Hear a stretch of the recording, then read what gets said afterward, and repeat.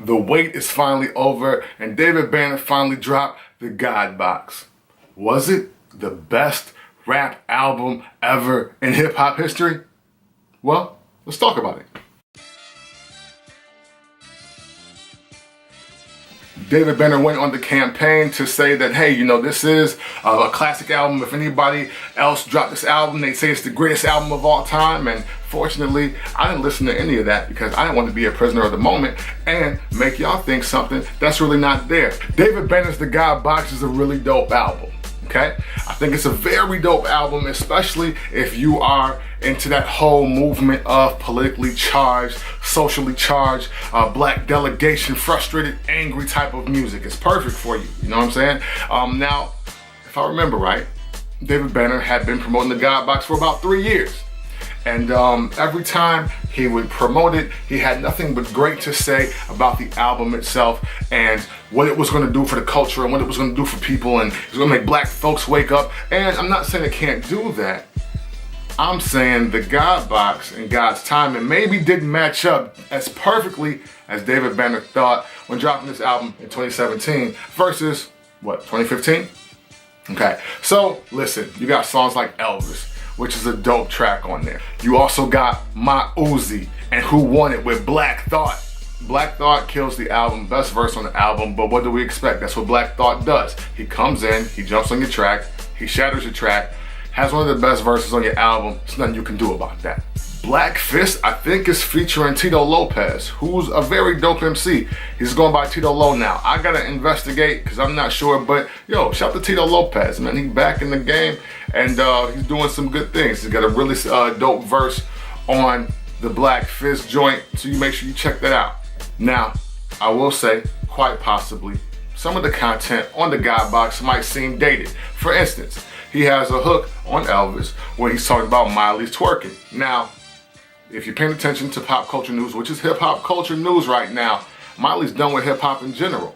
So, I mean, it's kind of ill-timed. You should have caught her in the peak of her ratchet activity to really make that one sting more than less. Also, Robin Thicke, hardly in the news anymore.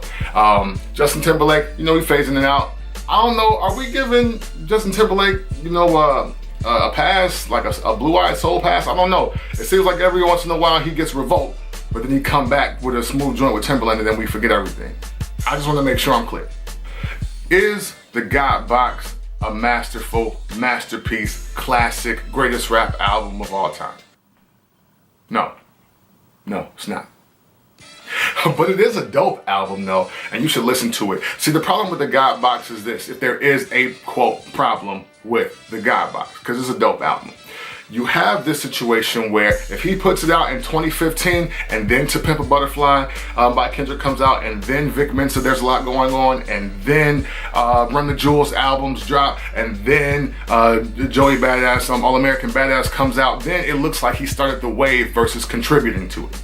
So it's kind of hard to really say that this album is gonna stand out and be the album of albums, even if, say, Nas did it. It's just not what I would deem classic because I base things off of timing and cultural impact. Like this one, I won't say it's ill-timed because all the same issues are still going on, but we live in the microwave music and microwave media time. So you kind of got to hit the ground running, striking with fire while the iron's super hot versus trying to reheat it and then burn them one more time. What you will get on The God Box is a lot of dope production, some pretty dope rhymes from a Mississippi MC, and a chance to just re-stir that pot, you know what I'm saying, to make some of those racist folks out there in America feel a little unsafe, you know what I'm saying, get them uncomfortable. You know, play this real loud when you're going through white neighborhoods where you think they don't want you there, you know what I'm saying, that's what you do to this album. I think some of you will also be awakened by the actual lyrical ability of David Banner. You know, David Banner is a dope rapper, you know. He kind of came out with the Mississippi album and the Play album, and that gave you a wide range of everything that he could do. But I think now with his message, which ties so well into what he's been doing with his books and his guest speaking and his college visits and all of that, I think that's very important that the music ties well into this. You know, David Banner is becoming one of our great leaders of hip-hop America, so he's got to be saluted and he's got to be respected. You got to be supportive of a man like David Banner because what he's doing for the culture is a lot bigger than what we even realize is happening today. long story short, get the God box. No, I don't think it's classic. No, I don't think it's a masterpiece. And no, I don't think if any other rapper dropped it, I would think highly or lesser of it. It's just a dope album for 2017. So with that said, check it out. It's everywhere that you're getting your music, and support what you love instead of bashing what you hate. It's CamQuotes, God Box Review for BehindTheRhyme.com.